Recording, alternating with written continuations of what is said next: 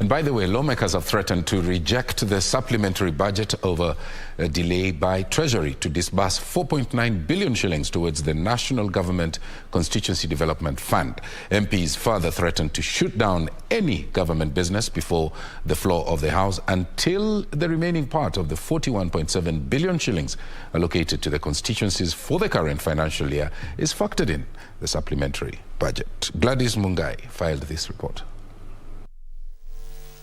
The chairman of the Constituency Development Fund, Wafula Wamunyinyi, was responding to a question by Honorable Cornelia Serem over the delay by Treasury in disbursing the balance of 4.9 billion shillings to the Constituency Development Fund, accusing the government of prioritizing its development projects at the expense of CDF. Mr. Speaker, it was then agreed that this was going to be put in the supplementary budget that we expect before the House any time. But I'm informed, I'm not sure, I've not seen it, but I'm informed, Mr. Speaker, it is not part of what is going to be tabled. The CS must understand he's actually breaking the law. And if that is not the case, Mr. Speaker, next time I'll be here, I'll be having the motion to impeach the CS. In a retaliation, the MPs threatened to paralyze debate on the 126 billion shilling supplementary budget, others threatening to derail government business on the floor of the House.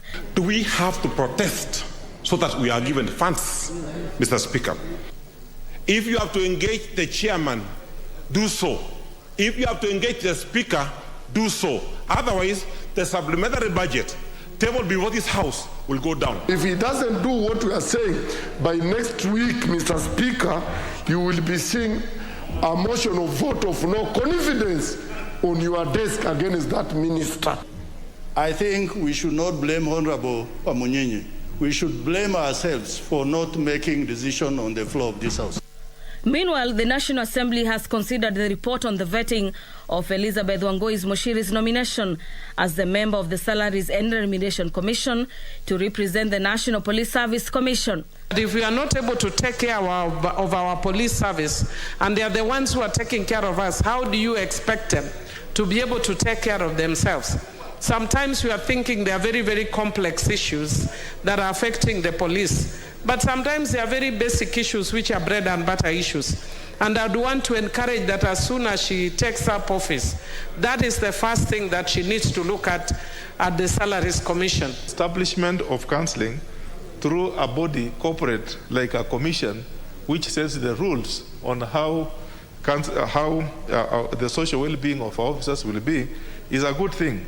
And that's one thing, Honourable Speaker, that we really want her to emphasize and say how are they going to work on it in terms of through SRC as a commission. And the Senate on Tuesday resumed its regular sitting for the sixth session with the budget policy statement, the medium-term debt management strategy and the draft division of revenue bill set to take precedence of the business of the House. For Prime Edition, I'm Gladys Mungai.